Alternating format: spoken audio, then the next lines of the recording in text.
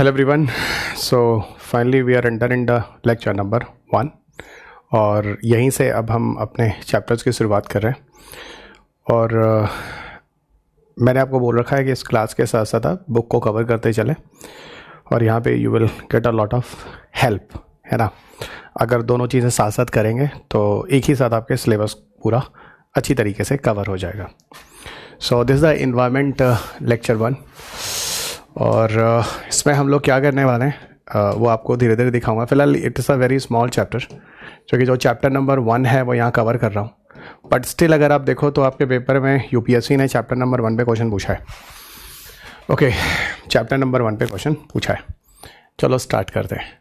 फिलहाल this is the direct information about me. ये वो चैनल है जो आप सबको पता है, जहाँ आपको मेरे साथ जुड़ना है, कनेक्ट रहना है। देखो, जब हम इन्वायरमेंट की शुरुआत कर रहे हैं तो वहाँ पे यूनिट 1 है जो पहला यूनिट है, और मैंने आपको पहले ही बोला इस यूनिट्स का इंपॉर्टेंस बहुत ज़्यादा है। पिछले कुछ सालों में देखो तो यहाँ नंबर ऑफ़ क्वेश्चंस इस यूनिट से बहुत ज़्यादा रहे, ठीक है, बहुत ही ज़्यादा रहे, ठीक है। इसके अंदर कुल टोटल 6 चैप्टर्स हैं, वो भी आपको पता है। आगे बढ़ते हैं। पहला जो चैप्टर है वो एक इंट्रोडक्शन है। इंट्रोडक्शन मतलब एक बेसिक अंडरस्टैंडिंग जो है इकोलॉजी की है। इकोलॉजी को अगर समझना है तो सबसे पहले इंट्रोडक्शन टॉपिक है, तो कुछ चीज़ें बताऊंगा इसके हिस्टोरिकल बैकग्राउंड के बारे में।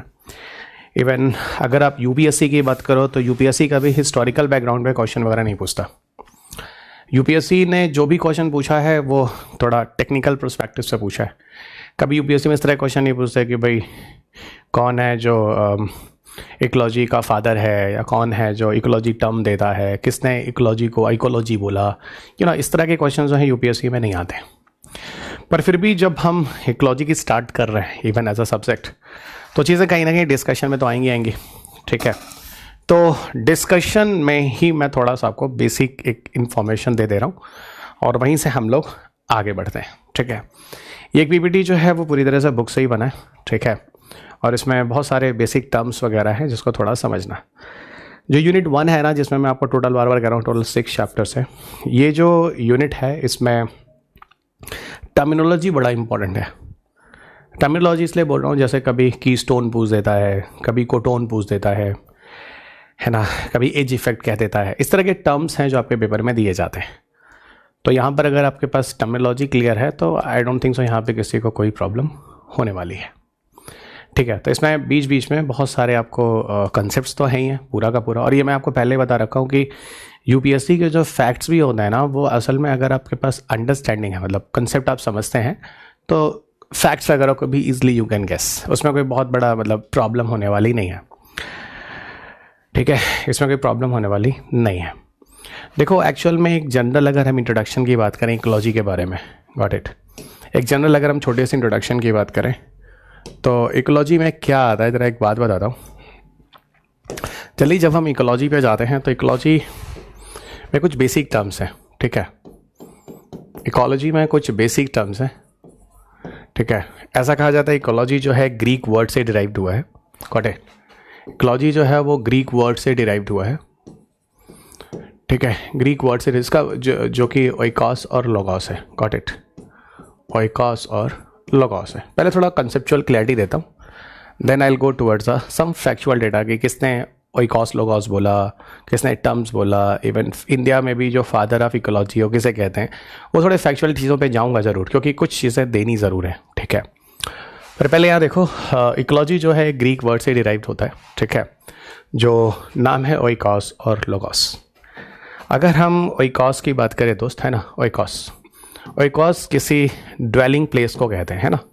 ओइकॉस is what it is a kind of dwelling place, या एक तरह से एक होम, है ना, एक होम या एक ड्वेलिंग प्लेस, ठीक है, ड्वेलिंग प्लेस, फाइन। और लोगोस क्या होता है? लोगोस हम कहते हैं एक्चुअल में स्टडी को, है ना, स्टडी को। बस लॉगी या लोगोस क्या बताता है? स्टडी को बताता है। तो अगर हम इसको डिफाइन करना चाहें, व्हाट इज़ द इकोलॉजी, जो कि ग्रीक वर्ड से आई है ना, जो ग्रीक वर्ड से आई है, जिसको हम ओइकॉस और लोगोस कहते हैं। ओइकॉस का मतलब होता है एक ड्वेलिंग प्लेस, एक जगह या एक घर जहाँ की हम स्टडी करने वाले हैं। अब पहले तो बात ये होती है, ये बताओ कि हम किसी ड्वेलिंग प्लेस या होम की स्टडी क्यों करने जा रहे हैं, ठीक है। तो सबसे पहली बात यह है कि जब हम किसी ड्वेलिंग प्लेस या किसी होम की स्टडी करते हैं तो वहाँ पर मिलता है ऑर्गेनिज्म, वहाँ पर क्या मिलता है, ऑर्गेनिज्म या फिर इंडिविजुअल, है ना। वहाँ पे या तो ऑर्गेनिज्म मिलता है और या तो फिर इंडिविजुअल मिलता है। और वो ऑर्गेनिज्म या इंडिविजुअल जो मिलता है उसका उस जगह के इन्वायरमेंट के साथ, है ना, जहाँ वो रहता है, गॉट इट, उस जगह के इन्वायरमेंट के साथ उसका क्या होता है, उसका एक इंटरेक्शन होता है। ठीक है, समझना, उसका क्या होता है, उसका एक इंटरेक्शन होता है।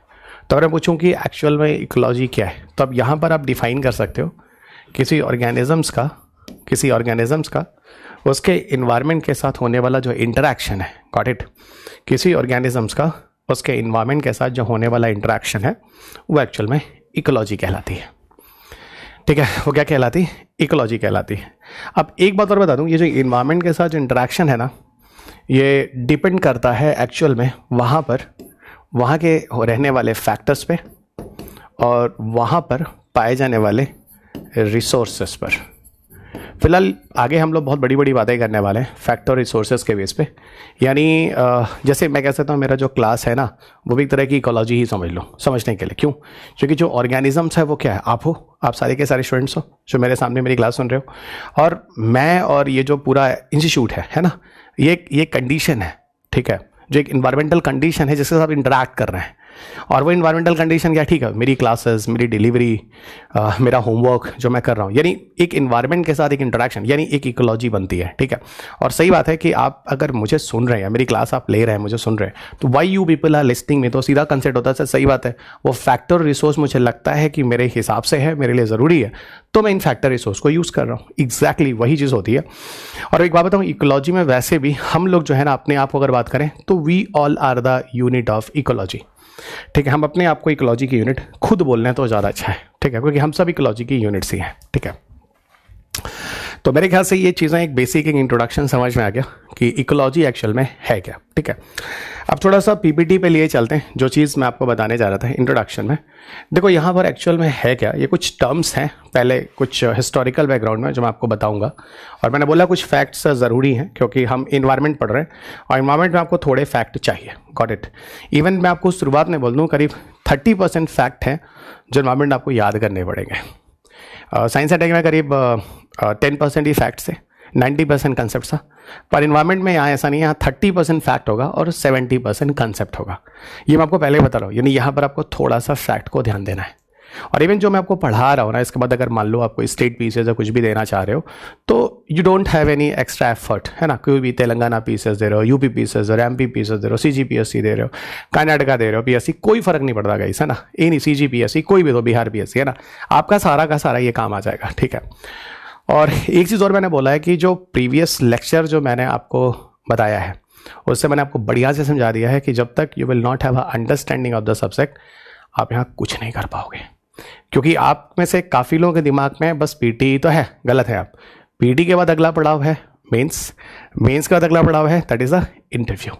तो आपको ये तीनों चीज़ें ध्यानी है, आप गलत जा रहे हैं। ठीक है, अब सुनो, यहाँ थोड़ा सा जरा हिस्टोरिकल बैकग्राउंड में आपको लिए चलता हूँ इकोलॉजी में। तो पहले मैं कुछ चीज़ें बताता हूँ हिस्टोरिकल बैकग्राउंड में। एक तो यहाँ पे आपको दिख रहा होगा अर्नस्ट हैकेल का नाम, फिलहाल, है ना, जो पहले साइंटिस्ट आपको यहाँ दिख रहे होंगे। साइंटिस्ट नहीं बोलते हैं हम, इकोलॉजिस्ट बोल देते हैं या जियोलॉजिस्ट बोल देते हैं या बॉटनिस्ट बोल देते हैं, है ना, वो कहना ज़्यादा अच्छा है। ठीक है, सबसे पहले इन्होंने इकोलॉजी टाइप के बारे में बोला, मतलब ये शब्द जो है, ये जो टर्म है ना, ये जो टर्म है, ये सबसे पहले इकोलॉजी टर्म को डिफाइन अगर किसी ने किया है तो that is a Ernst Hückel. तो अर्नस्ट हैकेल ने सबसे पहले जो है वो इकोलॉजी को डिफाइन किया है।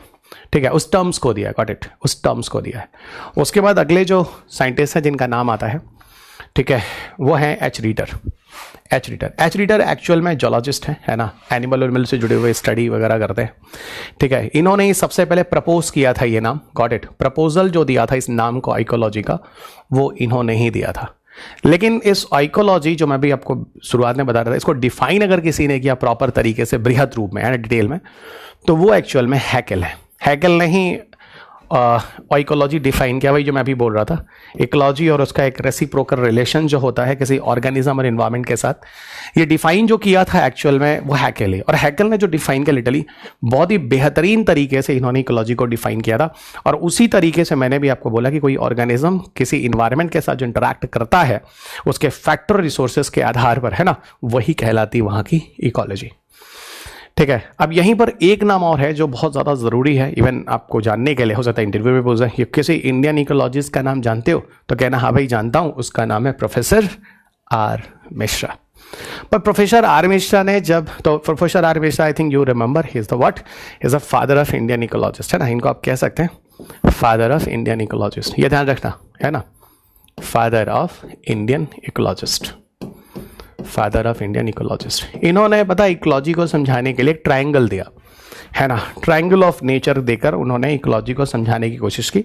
उन्होंने कहा कि ये ट्रायंगल में तीन एंड पे ना तीन कैरेक्टर्स रख दो, एक को फॉर्म्स कर लो, एक को फंक्शन कर लो और तीसरे को फैक्टर कर लो, है ना।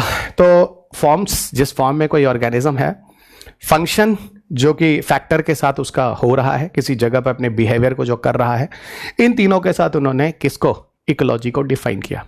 ठीक है, फिलहाल इस पे जाने की जरूरत नहीं है, आप सिर्फ और सिर्फ आई विल रिक्वेस्ट यू कि आप हैकेल ने जो इकोलॉजी को आइकॉस और लाइकॉस के फॉर्म में कहा है, यू रिमेंबर इट।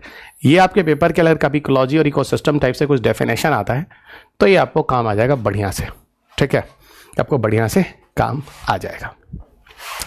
देखो, जब हम इकोलॉजी की स्टडी करते हैं तो इकोलॉजी को समझने के लिए ना हमें इकोलॉजी की हायरार्की पे जाना होगा। हायरार्की यानी एक बढ़ता हुआ क्रम, हिंदी में कहते हैं ना पद सोपान, ठीक है, बढ़ता हुआ एक पद। ठीक है, तो जब हम इकोलॉजिकल हायरार्की की बात करते हैं तो क्या चीज आती है जरा देखना। ठीक है, फिर आपको लिए चलते हैं थोड़ा पीछे की तरफ। कुछ चीजें हम लोग लिख कर भी करेंगे और कुछ पीपीटीज के थ्रू भी चलेंगे। ठीक है, जब हम इकोलॉजिकल हायरार्की की बात करते हैं, जरा समझना दोस्त, है ना, इकोलॉजिकल हायरार्की की बात करते हैं। जब हम इकोलॉजिकल हायरार्की की बात करते हैं, इकोलॉजी स्टार्ट कहाँ से होती है? ठीक है, कभी कोई पूछे इकोलॉजी स्टार्ट कहाँ से होती है? इकोलॉजी स्टार्ट होती है किसी एक इंडिविजुअल से। ठीक है, यानी एक ऑर्गेनिज्म से, यानी एक इंडिविजुअल से। Got it? किसी एक इंडिविजुअल या किसी एक ऑर्गेनिज्म से, एक अकेला ऑर्गेनिज्म, वो इकोलॉजी की यूनिट होती है। जैसे हम लोगों ने पढ़ा था लाइफ की यूनिट क्या होती है? Cell. Cell is an unit of life. तो वैसे अगर मुझे ये बताओ कि इकोलॉजी की यूनिट क्या होती है, तो भाई इकोलॉजी की जो यूनिट होती है वो क्या होता है? कोई इंडिविजुअल या कोई ऑर्गेनिज्म, वहीं से इकोलॉजी स्टार्ट होती है। ठीक है, अब इसके बाद इकोलॉजी कहाँ चलती है? धीरे धीरे धीरे धीरे इसी ऑर्गेनिजम्स का एक ग्रुप बनना शुरू होता है ना, ऑर्गेनिजम्स, और धीरे धीरे पहुंच जाता है कहाँ? ये पॉपुलेशन की तरफ।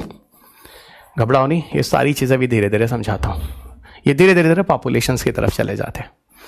ठीक है, अब देखो इंडिविजुअल या ऑर्गेनिज्म कौन होते हैं? मैं, माई सेल्फ। मैं अपने आप को एक इकोलॉजी की यूनिट बोल सकता हूं। मैं क्यों हूं? आप अपने आप को बोल लो।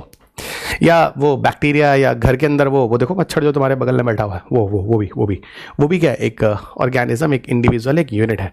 तो घर के अंदर का एक बैक्टीरिया, या फिर कोविड का एक वायरस, या आप, या एक पेड़ पौधा, कोई भी, कुछ भी, है ना, ये हो गया बच्चा एक इंडिविजुअल, एक organism. It is a unit of ecology. धीरे धीरे इन इंडिविजुअल्स के ग्रुप बनने शुरू होते हैं, और जब इंडिविजुअल एक ग्रुप बनते हैं तो पहुंच जाता है पॉपुलेशन पर पॉपुलेशन में होता क्या है? It's a group of same species. यहां पर क्या होता है? ग्रुप ऑफ सेम स्पीसीज, यानी सारे के सारे एक ही स्पीसीज के मेंबर होते हैं, एक ही तरह के ऑर्गेनिजम्स होते हैं। मतलब जैसे ह्यूमन है ना, तो सारे ह्यूमन होंगे। ठीक है, तो एक ही तरह के स्पीसीज के ऑर्गेनिज्म जो हो रहे हैं, उनके ग्रुप जो होते हैं वो पॉपुलेशन कहलाते हैं। समझना अभी, ठीक है। अब धीरे धीरे देखो हायरार्की, इकोलॉजी बढ़ रही है आगे की तरफ, है ना। पॉपुलेशन से होकर हम कहां पहुंचेंगे? पॉपुलेशन से होकर हम पहुंचेंगे कहां? We are here on the community. ठीक है, पॉपुलेशन से हम पहुंचे कम्युनिटी की तरफ। ठीक है, पॉपुलेशन से पहुंचे कम्युनिटी की तरफ।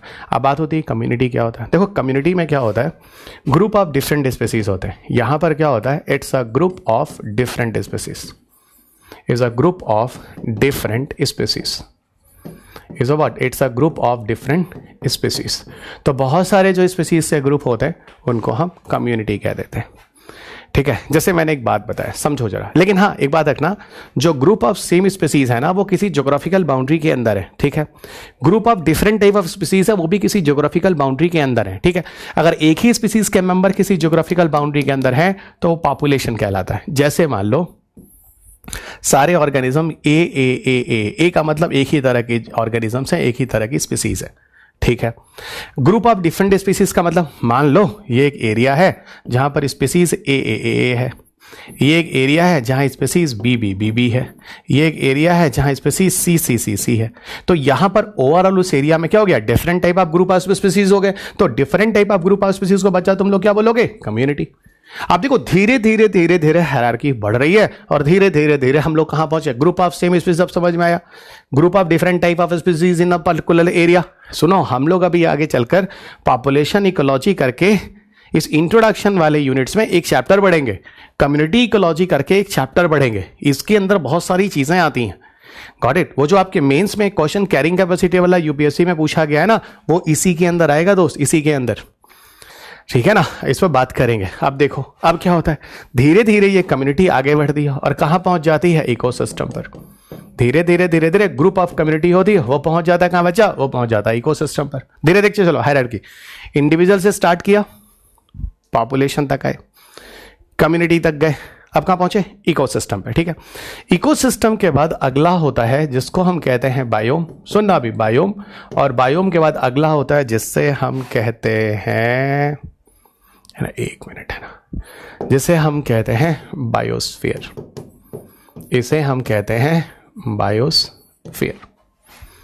ठीक है, अब इसका मतलब आपको समझ में आ रहा है, इकोलॉजी स्टार्ट होती है कहां से, इंडिविजुअल से, और इकोलॉजी एंड कहां हो रही है, किसी बायोस्फीयर पे, किसी बायोस्फीयर पे। और आपको पता है जब हम लोग इन्वायरमेंट पढ़ते हैं तो यहाँ तक तो हम लोग इकोलॉजी इन्वायरमेंट के अंदर पढ़ते हैं, और इसके बाद की चीज़ें जो होती हैं, है ना, यहाँ तक की जो चीज़ें हैं वो हम इकोलॉजी और इन्वायरमेंट में पढ़ते हैं। Got it. इकोलॉजी और इन्वायरमेंट में जब हम इकोलॉजी में बात करते हैं तो यहाँ तक बात होती है, इन्वायरमेंट हटा ही देते हैं, इन्वायरमेंट कहना इज नॉट बेटर। तो एक लाइन में कहते हैं जब हम इकोलॉजी की बात करते हैं ना तो हम यहाँ तक की स्टडी करते हैं इकोसिस्टम में। और जब बायोम और बायोस्फीयर की बात होती है ना तो ये बात हो जाती है बच्चा, ज्योग्राफी में चला जाता है। फिर जब आपका ज्योग्राफी का टीचर आता है आपको फिर बायोस्फीयर बताता है, वो कहता है भाई बायोस्फीयर वो जगह होती है जहां पर लिविंग ऑर्गेनिज्म पाए जाते हैं। स्फीयर मतलब एक जोन होता है, एक एरिया होता है, और बायो का मतलब लिविंग ऑर्गेनिज्म होता है। तो वो एरिया या वो जोन जहां पर लिविंग ऑर्गेनिज्म पाए जाते हैं उसको आप क्या बोलोगे, दैट इज बायोस्फीयर बोलोगे। ठीक है, आप सुनो, ठीक है। और बहुत सारे बायोम्स जो होते हैं किसी एक बायोस्फीयर के अंदर होते हैं, और बायोस्फीयर क्या होता है फिर बोल देता हूं, वो जगह जहां पर लाइफ होती है, लिविंग ऑर्गेनिज्म पाए जाते हैं, उस जगह को हम लोग बायोस्फीयर कहते हैं। ठीक है, और सुनो, इसी बायोस्फीयर को तो आप लोग ज्योग्राफी में एटमॉस्फेयर, आई थिंक याद आ गया होगा ना, atmosphere, lithosphere, I think you remember right now, है ना, you recall right now, lithosphere, और एक और होता है ना हाइड्रोस्फीयर, है ना, इसी को फिर हम लोग स्टडी करते हैं कहाँ, लिथोस्फीयर। और ये सारी की सारी चीज़ें कहाँ, ये वो जगह से, एटमॉस्फेयर क्या हो गया, ज़मीन के ऊपर चलो, है ना, जहाँ पे लिविंग ऑर्गेनिज्म हो सकते हैं। लिथोस्फीयर सॉइल के अंदर चलो, हाइड्रोस्फीयर पानी के अंदर चलो, इन सब एरियाज में आपको लिविंग ऑर्गेनिज्म मिलते हैं। ये सारे के सारे they are the part of biosphere. ठीक है, ये सारे के सारे बायोस्फीयर के एग्जाम्पल्स होंगे। गॉट इट, ये सारे के सारे बायोस्फीयर के एग्जाम्पल्स होंगे। और आगे चलते हैं। अच्छा, यहां तक अब मेरे ख्याल से किसी को कोई दिक्कत नहीं। इकोलॉजी स्टार्ट फ्रॉम हियर, एक अकेला बैक्टीरिया, एक अकेला मैं, एक अकेले आप, एक अकेला पौधा, घर के अंदर मौजूद एक चूहा, कुछ भी, what ever you can call, है ना, ये हो गया। अब जरा यहां फिर आओ, हमने यहां तक बात कर ली थी और अब हम यहां बात कर रहे थे इकोलॉजिकल हायरार्की के बारे में। जो मैंने आपको समझाया है बोर्ड पे देखो, स्क्रीन पे, है ना, सारी चीजें आपके सामने लिखी। इंडिविजुअल या स्पीसीज या ऑर्गेनिज्म से चीजें शुरू हो रही है, पॉपुलेशन पे गई, कम्युनिटी पे, हाँ, लेकिन पॉपुलेशन और कम्युनिटी में आपको याद है यहाँ पे एक ही तरह के स्पीसीज के मेंबर किसी ज्योग्राफिकल बाउंड्री में होते हैं, यहाँ एक से अलग तरह के, यानी एक से ज्यादा तरह के स्पीसीज ऑफ ऑर्गेनिज्म किसी ग्रुप के किसी बाउंड्री के अंदर होते हैं, और इकोसिस्टम किसी कम्युनिटी से मिलकर बनता है। उसके बाद बायोम्स, उसके बाद बायोस्फीयर। ठीक है, कम्युनिटी मिलकर इकोसिस्टम बनाता है, यानी हायरार्की है, बहुत इकोसिस्टम एक बायोम्स के अंदर होते हैं और बायोम्स एक बायोस्फीयर के अंदर होते हैं। ठीक है, अच्छा, दो टर्म्स यहां पर आपके पेपर के लिखे गए, एक जिसको हम कहते हैं ऑर्टिकोलॉजी और एक जिसको हम कहते हैं सिनिकोलॉजी। जरा इसको समझना। देखो, ऑर्टिकोलॉजी में हम स्टडी ऑफ इंडिविजुअल्स बोलते हैं, स्टडी ऑफ इंडिविजुअल्स बोलते हैं। ठीक है, और सिनिकोलॉजी में हम स्टडी ऑफ ग्रुप की बात करते हैं। समझना, यहां पे भी बहुत कंफ्यूजन होता है और काफी लोग कंफ्यूज होते हैं। ठीक है, ऑर्टिकोलॉजी इंडिविजुअल की स्टडी होती है और synecology is the what, study of group की बात होती है। तो हम इंडिविजुअल्स की बात करते हैं, यहां पर हम ग्रुप्स की बात करते हैं। अब समझो जरा होता क्या है। इंडिविजुअल्स और वहाँ ग्रुप में, इसमें डिफरेंस क्या है? देखो ऐसा है, जैसे पॉपुलेशन के अंदर हम क्या करते हैं, एक ही तरह के स्पीसीज यानी एक ही तरह के इंडिविजुअल्स, अगर हमें इंडिविजुअल के इंटरेक्शन की बात देखनी है तो हम पॉपुलेशन तक की बात करेंगे। लेकिन जब हम एक ग्रुप की दूसरे ग्रुप के साथ इंटरेक्शन देखते हैं तो हम कम्युनिटी की बात करते हैं, क्योंकि कम्युनिटी के अंदर एक ग्रुप एक पॉपुलेशन होता है, दूसरा ग्रुप दूसरा पॉपुलेशन होता है, तीसरा पॉपुलेशन होता है। तो ग्रुप का ग्रुप के साथ इंटरेक्शन, इसका मतलब है कि सिनिकोलॉजी कम्युनिटी से मारा जाएगा और पॉपुलेशन जो होगा वो आर्टिकोलॉजी कहलाएगा। जैसे समझो, यहां पे मैं कहना क्या चाहूं, मैं ये कह रहा हूं, मान लो आपके पेपर में क्वेश्चन आ गया और यूपीएससी ने आपसे बोल दिया इनमें से कौन है जो आर्टिकोलॉजी के अंदर आता है ना? ऐसा कौन सा है इकोलॉजिकल हायरार्की है जो ऑर्टिकोलॉजी के अंदर आता है? आपको कि भैया पॉपुलेशन। क्यों? क्योंकि पॉपुलेशन के अंदर ना हम इंडिविजुअल का इंडिविजुअल के साथ इंटरेक्शन पढ़ते हैं, ठीक है।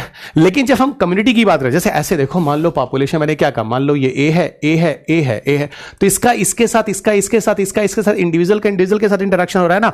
लेकिन जब आप कम्युनिटी की बात करोगे तो जैसे मान लो ये ग्रुप है, ये इस ग्रुप के साथ, ये इस ग्रुप के साथ, यानी ए का, बी और सी इनका इनके साथ, यानी ग्रुप का ग्रुप के साथ, ग्रुप का ग्रुप के साथ इंटरेक्शन, ठीक है। यहां पर इंडिविजुअल का इंडिविजुअल के साथ, तो जब इंडिविजुअलिस्टिक लेवल पे जाके हम स्टडी करेंगे तो वो पॉपुलेशन है, और जब ग्रुप के साथ स्टडी करेंगे तो वो कम्युनिटी और उसके आगे की बात है। इसका सीधा मतलब है, अगर कभी यूपीएससी में क्वेश्चन आ जाए सिनिकोलॉजी में इकोलॉजिकल हायरार्की कौन कौन सी आती है, तो भाई आप बोलोगे ये कम्युनिटी इकोसिस्टम, ये सब के सब किसके अंदर जाएंगे? सिनिकोलॉजी पे जाएंगे। तो मैंने यहां पर आपको इकोलॉजी के अंदर, है ना, दो और टर्म्स बताए। पहले मैं फिर बता रहा हूं, यहां पे टर्म्स को बहुत होशियारी से ध्यान रखना, नहीं तो ब्लंडर करोगे आप लोग, है ना। टर्म्स को बहुत बढ़िया से ध्यान रखना। अब देखो यहां पे, देखो यहां पे ठीक है। तो मेरे ख्याल से अब यहां इकोलॉजिकल हायरार्की में इन टर्म्स के साथ कोई दिक्कत नहीं है। ऑर्टिकोलॉजी में जो हो गया वो, है ना, इंडिविजुअल स्टडी हो गई और वो पॉपुलेशन हो गया, और ग्रुप की बात हुई तो वो सिनिकोलॉजी हो गया। अब इधर आओ देखो, अप्रोच ऑफ इकोलॉजी में दो तरह के अप्रोच हैं जो बताए गए हैं, ठीक है, जिनमें से डीप इकोलॉजी है, that is the most important for your examination always, और कुछ एग्जाम्स में क्वेश्चन पूछा भी जा चुका है मित्रों, ठीक है, याद रखना। यानी अगर हम इकोलॉजी के अप्रोच की बात करें तो दो अप्रोच हैं इकोलॉजी के। कौन कौन सा? पहला आपके सामने है जिसको हम कहते हैं बच्चा साइंटिफिक इकोलॉजी, और दूसरा जिसको हम कहते हैं डीप इकोलॉजी, ठीक है। मुझे अभी भी याद है जब एमटेक हम लोग प्रोजेक्ट करते थे, उसमें क्या होता था, हम लोग कई लेवल पे स्टडी करते थे। साइंटिफिक इकोलॉजी जो होती थी वो बड़ी प्रैक्टिकल एनालिसिस होती थी, और डीप इकोलॉजी बहुत प्रैक्टिकल नहीं होती है, ठीक है ना। जैसे है नहीं, हम लोग अपने जीवन में दो तरह से लोगों को ट्रीट करते हैं, एक जो कि बड़े प्रैक्टिकल तरीके से, और दूसरा जिसमें इमोशन भी आ जाता है, ठीक है ना। तो वही बात हो गई, जैसे घर के बाहर के लोगों के साथ हम लोग थोड़ा प्रैक्टिकल होते हैं, और घर के मेंबर के साथ हम लोग थोड़े इमोशनल और भी चीज़ें आती हैं, उसके साथ और भी चीज़ें कनेक्ट होती हैं। एग्जैक्टली वैसे ही समझो, ठीक है ना। मेरा कहने का मतलब है, जैसे मान लो साइंटिफिक इकोलॉजी की बात करते हैं। साइंटिफिक इकोलॉजी में दोस्त क्या होता है, यहां पर जितनी भी हम लोग ऑब्जर्वेशन करते हैं, है ना, किसी स्पीसीज, उसके कैरेक्टर या इकोलॉजी को जानने के लिए, वहां पर किसी डेटा के बेस पे करते हैं। यानी हमारे पास ये तथ्य मौजूद होता है, ये इंफॉर्मेशन मौजूद होता है, भैया यहां कितने नंबर ऑफ स्पीसीज हैं, किसके साथ कितना कंपटीशन, क्या दिक्कत, यानी इस तरह के सारे मेजरेबल डेटा जो होते हैं वो हमारे पास अवेलेबल होते हैं। यानी कहने का मतलब है कि साइंटिफिक इकोलॉजी ऐसा अप्रोच होता है जहां पर हमारे पास सारे के सारे डेटा अवेलेबल होते हैं, और उन्हीं कलेक्शन ऑफ डेटा के बेस पर एक्सपर्ट डिसीजन लिया जाता है, ठीक है। यानी हमारे पास यहां फैक्ट और फिगर्स होते हैं, इसका सीधा मतलब है यह हमारे पास फैक्ट और फिगर्स होते हैं। और आप एक बात बताओ, अगर आप किसी इकोलॉजी को फैक्ट और फिगर के बेस से समझोगे तो वहां पर जो नॉलेज होगा या अंडरस्टैंडिंग होगी वो काफी बेटर तरीके से होगी। Got it? वो काफी बेटर तरीके से होगी। तो ये थोड़ा सा ध्यान रखना दोस्त, ठीक है, यहां पर काफी बेटर तरीके से होगी। और आगे लिए चलते हैं, तो मेरे ख्याल से आपको साइंटिफिक इकोलॉजी समझ में आएगी, जहां पर हमारे पास प्रैक्टिकल ऑब्जर्वेशन होता है ना, फैक्ट एंड फिगर्स होते हैं, मेजरेबल डेटा होता है। यानी इस तरह के कीवर्ड्स अगर आपके पेपर में भर रखे जाते हैं तो वो साइंटिफिक इकोलॉजी कहलाती है। लेकिन जब हम डीप इकोलॉजी की बात करते हैं, डीप इकोलॉजी में क्या होता है मित्र, इधर देखो, डीप इकोलॉजी का कंसेप्ट किसने दिया? इस बंदे का नाम देखना, एक फिलोसोफर है, उनका नाम है अर्नेस्ट नेस। क्वेश्चन स्टेट पीसेस वगैरह में पूछे गए, ठीक है ना। स्टेट पीसेस में फैक्ट्स का रोल 50-60% होता है, यूपीएससी में 20-30% इन्वायरमेंट में, ठीक है। और फिर मैं बोल दे रहा हूँ मेरा कोर्सेज जो है वो यूपीएससी स्टेट पे कुछ भी दे रहे हो, कुछ भी नहीं रुकने वाला है। और लिटरली बता रहा हूँ, पहली बार आपको लगेगा कि आप सब्जेक्ट इन्वायरमेंट को भी इतना इंटरेस्टिंग तरीके से पढ़ सकते हैं।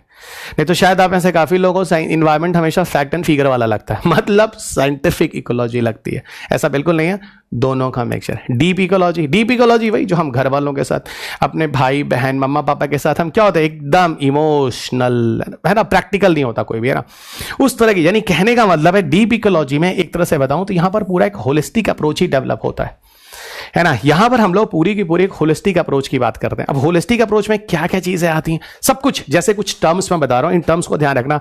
Thinking, feeling, spirituality, action. अब आपको लगता होगा सर कुछ अध्यात्म की बातें हो रही हैं क्या, बहुत सही जा रहे हो, बिल्कुल कुछ उसी तरह की चीजें, यानी यहाँ पर इमोशंस, इस तरह की चीजों को भी काउंट किया जाता है। तो जब हम इकोलॉजी की स्टडी इस बेसिस पर करते हैं, मतलब इकोलॉजी को अगर समझना है, अप्रोच ऑफ इकोलॉजी की बात करनी है, इस तरह की चीजें क्या कहलाती हैं, इस तरह की चीजें डीप इकोलॉजी कहलाती हैं। और डीप इकोलॉजी कहने का भी मतलब होता है यहां पर हम डीपली कनेक्ट हो जाते हैं, या हम डीपली कनेक्ट हो जाते हैं कहां, लाइफ को इकोलॉजी के साथ जोड़कर, ठीक है। इसलिए इसको बोला गया। क्या अब आप मुझे बताओ, आप बाहर वालों के साथ डीपली कनेक्ट होते हैं, घर वालों के साथ? सर एकदम समझ में आ गया, घर वालों के साथ हम डीपली कनेक्ट होते हैं, ठीक है। चलिएगा, तो मैंने ये आपको अच्छे तरीके से समझा दिया है। अब आई डोंट थिंक सो आप में से किसी को साइंटिफिक इकोलॉजी और डीप इकोलॉजी में दिक्कत होने वाली है, पर हाँ फिर मैं कह रहा हूं deep ecology is the important question for your coming year examination. ये आएगा जरूर, फिर मैं कह रहा हूं ये आएगा जरूर, ठीक है। चलो बच्चों और आगे लिए चलते हैं। अब देखो, जब इकोलॉजी हम पढ़ रहे थे अभी, तो हमने ऑर्टिकोलॉजी और सिनिकोलॉजी की बात की थी, याद आ रहा होगा। ऑर्टिकोलॉजी सिनिकोलॉजी को हम इकोलॉजी का सब डिवीजन कहते हैं, ठीक है। कुछ नहीं दिमाग लगाना है, बस याद रखना इंडिविजुअल्स लेवल पर हम ऑर्टिकोलॉजी की बात करते हैं और ग्रुप स्तर पर हम लोग सिनिकोलॉजी की बात करते हैं। इनके अंदर हम पॉपुलेशन की बात करते हैं, ध्यान रखना, फिर से मैं कह रहा हूं पॉपुलेशन की बात करते हैं, और उसके बाद यहां कम्युनिटी, और उसके आगे कम्युनिटी और आगे सारा का सारा सब कुछ सिनिकोलॉजी होता है। सब कुछ क्या होता है, सिनिकोलॉजी होता है। देख लो भाई, बोर्ड है ना, बढ़िया तरह अच्छे तरीके से देख लो, इसमें कोई दिक्कत नहीं होनी चाहिए, ठीक है। और आगे आपको लिए चलते हैं। देखो एक टॉपिक है दैट इज वेरी इंटरेस्टिंग, और जिसका नाम है हैबिटेट एंड नेचर्स, ठीक है। हैबिटेट और नेचर्स, पहले कुछ टर्म जरा समझना, ठीक है। अच्छी बात बताओ, हम लोग एक टर्म होता है इसे कहते हैं हैबिट, और एक टर्म होता है हैबिटेट, ठीक है। पहले थोड़ा हैबिट से लेकर फिर आपको हैबिटेट तक लिए चलता हूं, है ना। एक मिनट,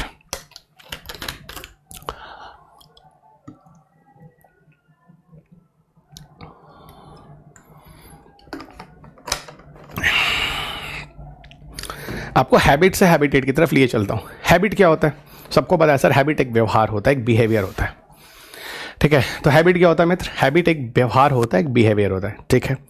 हैबिटेट क्या होता है, जो यहां बोर्ड पे लिखा हुआ है ना, यहां बोर्ड पे लिखा हुआ है। हैबिटेट क्या होता है, उस जगह पर जहां पर हम हैबिट को परफॉर्म करते हैं, यानी हैबिटेट एक ऐसी जगह होती है जहां पर अपने व्यवहार को प्रदर्शित करते हैं। It's a place where we perform our own habit. Habit मतलब एक बिहेवियर, है ना। ये वो जगह होती है, it is a place where we perform own behaviour, है ना। ये एरिया होता है जहां पर हम परफॉर्म करते हैं ओन बिहेवियर, गॉट इट। इसीलिए मैंने कहा अपना हैबिट्स उठाओ। हैबिट एक बिहेवियर होता है ना। हैबिटेट जहां पर आप उस बिहेवियर को परफॉर्म करें, जैसे भाई मैं क्या हूं, मैं अपना बिहेवियर जहां परफॉर्म कर रहा हूं वो कौन सी जगह है, वो मेरा हैबिटेट जो है वो मेरी क्लास है। तो मेरी क्लास के अंदर क्या आप मेरा हैबिट देख रहे हैं, गॉट इट। यहां तक समझ में आ गया, ठीक है, फाइन। तो एक ऐसा प्लेस, एक ऐसी जगह जहां पर आप रहते हैं, जहां पर अपने बिहेवियर को परफॉर्म करते हैं, वो आपका हैबिटेट कहलाता है, ठीक है। लेकिन एक बात और बता दूं, सुनना, निके क्या होता है, निके क्या होता है, ठीक है। यहां हैबिटेट और निके पर, और याद रखना निके पर ऑलरेडी क्वेश्चन पूछा। अच्छा, निके बोलिए या निच बोलिए, हिंदी में निकेत या कर्मता और मता कहते हैं। There are so many terminologies are there and people generally confuse. तो आप निच बोलो या नीचे बोलो या निके बोलो, व्हाटएवर यू लाइक, है ना। तो ये निच हो गया या नीचे हो गया, है ना, या निके हो गया, ठीक है।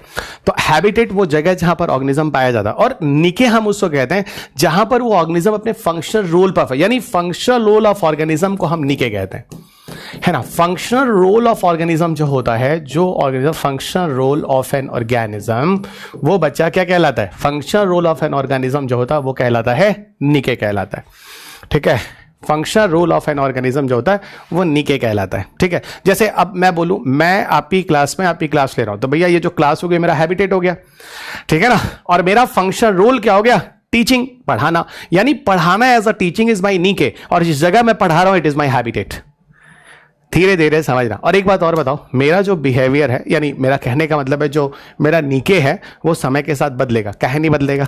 जब मैं अपने मित्रों के साथ रहूंगा मेरा निके दूसरा होगा, जब मैं आपके सामने आऊंगा मेरा निके दूसरा होगा, और जब मैं अपने घर जाऊंगा मेरा निके दूसरा होगा। यानी कहने का मतलब है जो निके होता है, जो बिहेवियरल एक्टिविटी जो हो रही है, okay, functional role of an organism वो कभी फिक्स नहीं होता, बदल रहा होता है, लेकिन हैबिटेट तो वही रहता है।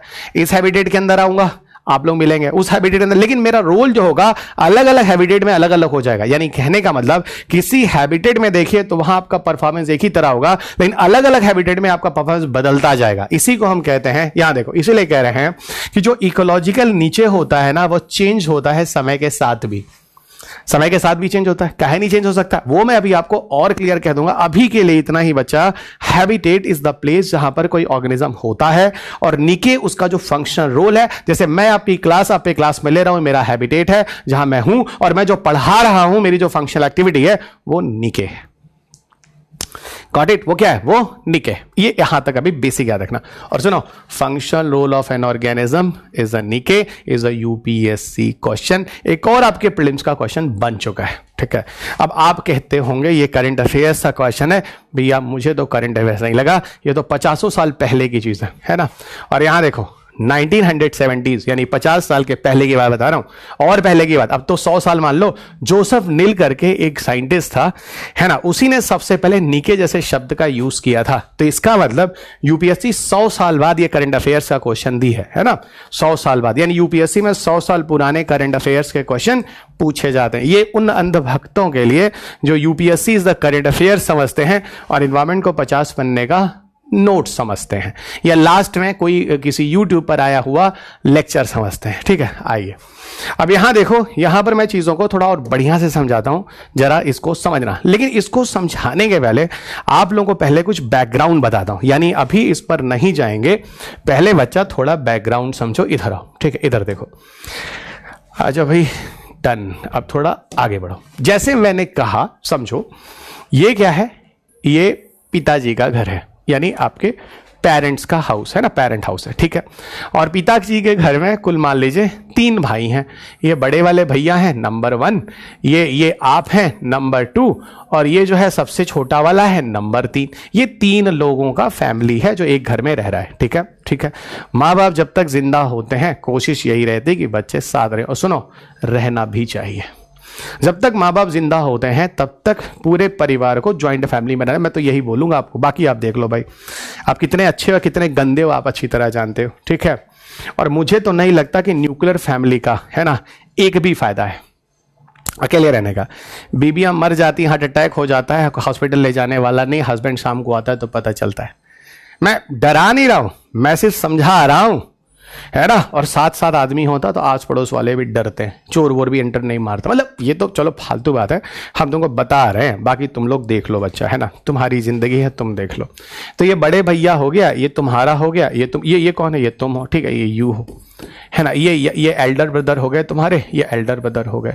ये तुम्हारा कौन है, ये तुम्हारा यंगर ब्रदर हो गया, है ना। ये 3 तरह की 3 तरह के, मतलब घर क्या है, यानी कहने का मतलब है, देखो हैबिटेट जो है वो एक हाउस है, समझना बच्चा, है ना। ये जो घर है, ये जो घर है जो इस हाउस में हो, ये तुम्हारा घर तो हैबिटेट हो गया। लेकिन ये भैया का एक नीके हो गया, ये तुम्हारा एक नीके हो गया, तुम्हारा हो गया, ठीक है। अब ये नीके हो गया। अच्छा, जानते हो नीके को जब हम पढ़ते हैं ना तो बहुत सारे बेसिस पे स्टडी की जाती है। किसी हैबिटेट के अंदर जब हम नीके की स्टडी करते हैं तो बहुत सारे बेसिस पे करते हैं। फिलहाल उस लेवल पे मैंने आपको चीजें नहीं लिखी हैं किताब में। जैसे स्पेशल नेचर्स होता है, सुन लो, अब एक लाइन में बता ही रहा हूं, तो जैसे कि स्पेशल नेचर्स होता है, ठीक है। दूसरा जिसको हम कहते हैं ट्रॉफिक नेचर्स, जिसको हम कहते हैं बच्चा ट्रॉफिक नेचर्स। और एक और होता है जिसको हम कहते हैं मल्टी डायमेंशनल या फिर हाइपर वॉल्यूम नेचर्स, है ना। मल्टी डायमेंशनल या फिर इसी को हम लोग हाइपर वॉल्यूम नेचर्स भी कहते हैं। हाइपर वॉल्यूम नीचेस भी कहते हैं, है ना। अब तुम लोग पूछोगे सर इसमें पापा का घर कहाँ है ना, पापा वाला रूम यार गड़बड़ हो गया, पापा वाला भी तो होगा ना। पापा का रूम ये है, ये हमारे पेरेंट्स वाला है, मेन है ना, पापा पापा पापा। मतलब घर में ये मान लो कि कुल जैसे मान लो पापा एक कमरा एक रूम, बड़े वाले भैया की शादी वादी बच्चे बच्चे हैं 3 कमरा, आपको 2 कमरे और सबसे छोटा वाला भी 1 कमरा, ठीक है। ऐसे 1 कमरा है ना। ये येलो वाले से जो लिखा है ना, येलो कलर जो है वो रूम समझाना है ना, रूम है ना। तो इसका मतलब इस घर के अंदर 3 1 4 2 6 और 1 7 कमरे हैं, ठीक है। एक हैबिटेट के अंदर 7 कमरे हैं, ठीक है, समझना अभी, ठीक है। और ये एक बड़े भैया का एक नीच हो गया, ये तुम्हारा नीच हो गया, यानी एक हैबिटेट के अंदर बहुत सारे नीच हो गए, 3 नीचे यहां दिख रहे हैं, ठीक है। तो अब आप पूछोगे सर दीदी कहां है, देखो ऐसा है, हम लोग की दीदी दूसरे के घर है, दूसरे की दीदी हमारे घर है, फालतू बात नहीं, ठीक है, चलिएगा। अब कहने का मतलब यह है भाई, देखिए लड़कियां बिल्कुल भी गुस्सा ना करें, है ना। जो हमारे समाज में चलता है मैं उसकी बात कर रहा हूं, मतलब दूसरी दीदी लोग यहां हैं, हमारी दीदी लोग वहां हैं, ऐसे समझ लो, ठीक है। तो निक ये हो गया। अब अगर हम किसी जगह के हिसाब से किसी हैबिटेट के अंदर अगर हम नीचे बांटे ना, तो उसको हम कहते हैं स्पेशियल। स्पेशियल टर्म बताता ही है स्पेस को, स्पेस को। ट्रॉफिक किसको बताता है, ट्रॉफिक बताता है एनर्जी को। अच्छा याद रखना, अभी हम लोग को ना इकोलॉजी में ट्रॉफिक टर्म कई बार आएगा, और ट्रॉफिक टर्म जो आएगा उसका सीधा मतलब होता है क्या, ट्रॉफिक टर्म का सीधा मतलब होता है एनर्जी, ठीक है। ट्रॉफिक टर्म का सीधा मतलब होता है एनर्जी, इस चीज को बढ़िया से ध्यान रखिएगा, ठीक है। एनर्जी, इसका मतलब अगर एनर्जी के लेवल पर आप कहोगे सर एनर्जी का मतलब स्पेस, तो चलो सर समझ में आ गया, 3 कमरा 2, अरे भाई एनर्जी का मतलब हो गया जैसे बड़े वाले भैया जो हैं वो एईओई है ना, असिस्टेंट इंजीनियर है, ठीक है, बहुत ऊंचे पोस्ट में है, ठीक है, इरिगेशन में, तो उनका एनर्जी वो हो गया। तुम हमारे स्टूडेंट हो तो आईएएस बन गए, तुम्हारे एनर्जी सोर्स अलग हो गया। छोटा वाला जब ये पढ़ाई कर रहा है उसका एनर्जी सोर्स, मतलब कुछ ऐसे जबरदस्ती बना रहा हूं सोर्स ऑफ एनर्जी, ठीक है। मल्टी डायमेंशनल क्या होता है, मल्टी डायमेंशनल नीचे ये होता है कि एक फीचर के बेस पे किसी हैबिटेट के अंदर नीचेस नहीं होते, मेनी फीचर के बेस पर, मेनी फीचर्स के बेस पर, मेनी फीचर्स के बेस पर जो नीचेस होते हैं। जैसे यहां पर सिर्फ स्पेस और एनर्जी ही नहीं है, स्पेस एनर्जी के अलावा और भी चीजें, यानी बहुत सारे चीजें जरूरी होती हैं, फैक्टर रिसोर्सेज, जिसके बेसिस पर किसी हैबिटेट के अंदर कोई नीच होता है। इसी को हम मल्टी डायमेंशनल या हाइपर वॉल्यूम कहते हैं। लेकिन फिर हम बोल रहे हैं इसका कोई लेना देना नहीं है हमारे पेपर में, ठीक है, जो ट्रेंड चल रहा है। लेकिन हां, यूपीएससी नीके तक गया है, आपके पेपर में क्वेश्चन पूछा है।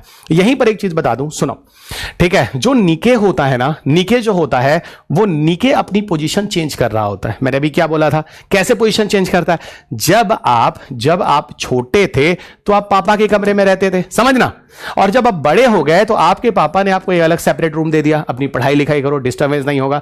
यानी कहने का, लेकिन हैबिटेट चेंज नहीं हुआ है दोस्त, हैबिटेट घर में वही है, पहले आप पापा के कमरे में थे, अब यानी कहने का मतलब है हैबिटेट चेंज नहीं होता है, लेकिन नीचे जो है वो चेंज हो गया। कभी आप इस कमरे में थे, कभी आप इस कमरे में थे, और आपको अगर छोटे में डर लगता है तो आप इस वाले भैया के कमरे में चले जाते हो सोने। मतलब मैं कुछ क्रिएट कर रहा हूं। तो सर हम समझ गए, आप यही बोले थे कि नीचे जो होता है वो समय के साथ साथ अपना बदलता है। छोटे पर हम सब मम्मा पापा के साथ रहते थे, सोते तो वही वाला बेड होता था, उन्हीं के साथ रहते थे। जैसे से बड़े हुए हम सब अलग हो गए, भैया यहां ये इसी को हम कहते हैं नीके जो होता है वो। अब देखो किसी एक हैबिटेट के अंदर एक ही नीके होता है। नीके के अंदर क्या होता है, नीके खुद ही अपने आप में सबसे सिंपल चीज होती है, नीके के अंदर कुछ नहीं होता, नीके अपने आप में सबसे सिंपलेस्ट है। तो हैबिटेट के अंदर बहुत सारे नीचेस होते हैं, बट नीचेस के अंदर कोई भी डिवीजन नहीं होता। फिर से क्या सुन रहा, फिर से समझना, हैबिटेट के अंदर बहुत सारे नीचेस हो सकते हैं, है ना, नीके हो सकते हैं डिवीजन, लेकिन नीके के अंदर कोई कुछ नहीं होता, कोई डिवीजन नहीं होता। यही मैं समझा रहा हूं। अब इधर आओ जरा, ठीक है।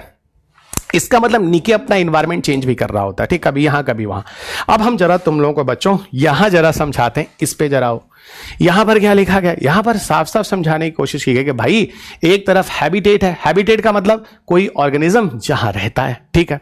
नीके मतलब जो ऑर्गेनिज्म अपना फंक्शन रोल परफॉर्म कर रहा है, अपनी क्रियाविधि कर रहा है, फंक्शन रोल ऑफ ऑर्गेनिजम्स। अब देखो ऑर्गेनिजम्स का होम जो यहां पे एक जो होती है स्पेसिफिक प्लेस होती है या लोकेलिटी होती है जहां पर कोई ऑर्गेनिज्म रहता है, ठीक है। ये वो जगह होती है जहां पे ऑर्गेनिज्म क्या करता है, अपना फंक्शन रोल प्ले करता है। ये यूपीएससी के पीटी का क्वेश्चन था। तीसरा कह रहा है किसी हैबिटेट के अंदर बहुत सारे नीचेस हो सकते हैं, अभी दिख रहा है, लेकिन niches does not have any component, क्योंकि नीचेस अपने आप में सबसे सिंपल यूनिट है।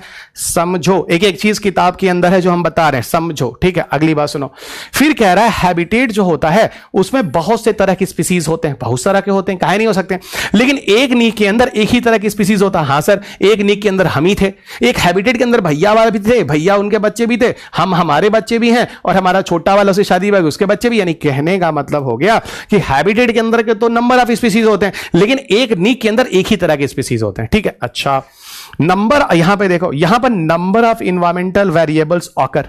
ठीक, सही बात है, भैया का एक अलग इन्वायरमेंट है, आपका अपना अलग इन्वायरमेंट है, छोटे वाला भाई का अलग इन्वायरमेंट है। तो किसी हैबिटेट के अंदर जो होता है ना, किसी हैबिटेट के अंदर बहुत से तरह के इन्वायरमेंट वेरिएबल हो सकते हैं, लेकिन एक नीके के अंदर तो एक ही तरह का इन्वायरमेंट होगा ना, वही पापा है, उन्हीं का। जैसे बड़ा वाला भाई ले लो, बड़े वाले भाई के अंदर एक ही रिसोर्स है, एक ही स्पेस है, उसके भाई बहन सारे, उनके अंदर सारे बच्चे उच्चे, उनका क्या हो गया, एक ही नीके का अपना एक स्पेसिफिक इन्वायरमेंट होता है। लेकिन एक हैबिटेट के अंदर जो अलग अलग नीचेज हैं, अलग अलग नीचेज का अलग अलग इन्वायरमेंट होगा। ये भी समझ में आता है।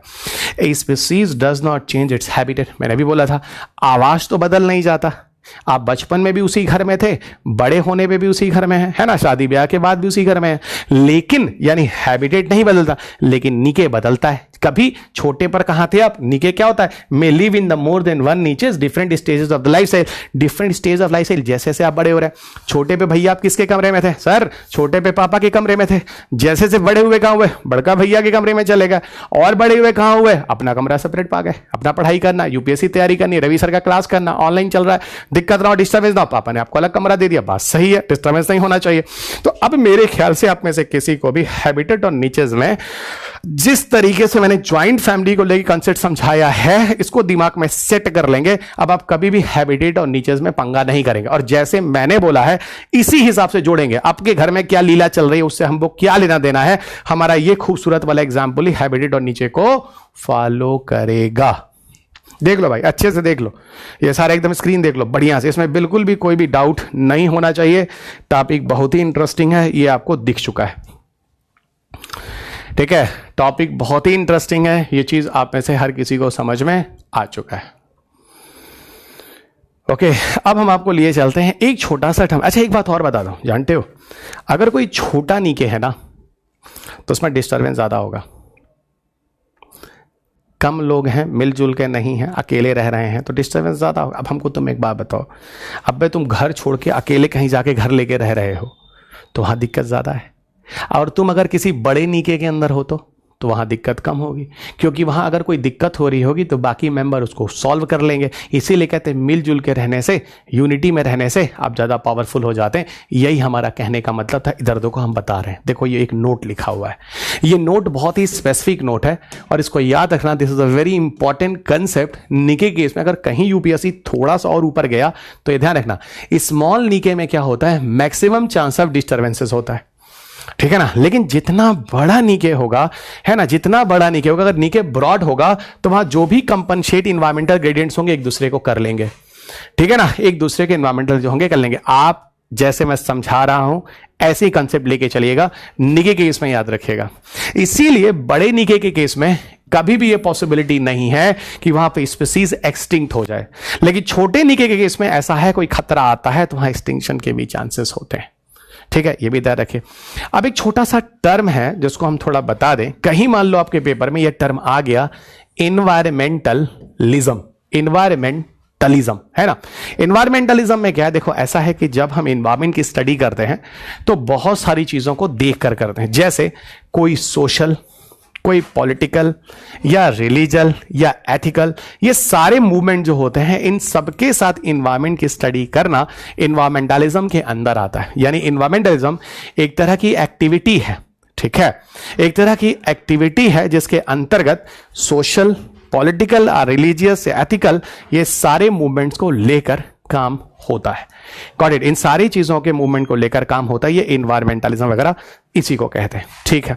अब जो बड़े बड़े कन्वेंशन होते हैं, बड़े बड़े जैसे इन्वायरमेंटल एजुकेशन प्रोग्राम चलाए जा रहे हैं, कंजर्वेशन हो रहा है, इन्वायरमेंटल मैनेजमेंट हो रहा है, डिफरेंट कन्वेंशंस, मीटिंग्स बुलाई जा रही हैं, ये सब के सब इन्वायरमेंटलिज्म कहलाते हैं। वेल कन्वेंशन बुलाया गया, वेल मछली के प्रोटेक्शन के लिए, रामसार कन्वेंशन हो रहा है, भाई ये सारी की सारी चीजें जो होंगी, जैसे वाइल्ड लाइफ प्रोटेक्शन हो रहा है, इन्वायरमेंटल मैनेजमेंट हो रहा है, मैंने अभी क्या बोला, इन्वायरमेंटल मैनेजमेंट हो रहा है। इसके अलावा आप देखें इन्वायरमेंटल एक्टिविज्म हो रहा है, जैसे मान लीजिए वंदना शिवा है, ठीक है, बताऊंगा, इन्वायरमेंटलिस्ट है, उनकी एक्टिविटी चल रही है। विनोबा भावे साहब हैं, उनकी एक्टिविटी चल रही है, इस तरह की चीजें जो भी है ना, जो इन्वायरमेंट को लेकर चल रहा है, ये सारी चीजें these all are the part of environmentalism. इसको ध्यान रखिएगा, इसमें बिल्कुल भी कंफ्यूज मत करिएगा। अच्छा, यहाँ पहले चैप्टर में ना मैंने कुछ फैक्चुअल डेटा दे रखे हैं।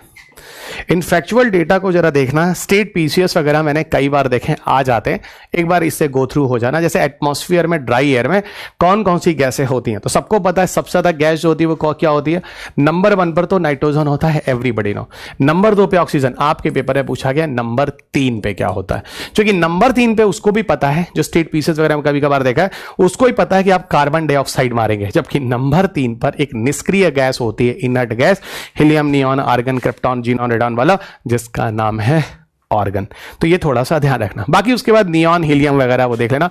ऊपर के ये हमेशा ये तीसरा ही पूछा गया है, मैं आपको बता दिया क्यों, क्योंकि नाइट्रोजन, ऑक्सीजन आप सब हमेशा गैस कर जाते हैं, ठीक है ना। और परसेंटेज भी देखो तो आपको दिख रहा है 78 के आसपास नाइट्रोजन, 20 के आसपास ऑक्सीजन, है ना, ये पॉइंट, और ये 0.397 के आसपास कार्बन डाइऑक्साइड, जो कि लगातार बढ़ ही रहा है दोस्त, है ना। 0.3 से अब 0.4 पे हम जा रहे हैं कार्बन डाइऑक्साइड, खतरनाक अवस्था में।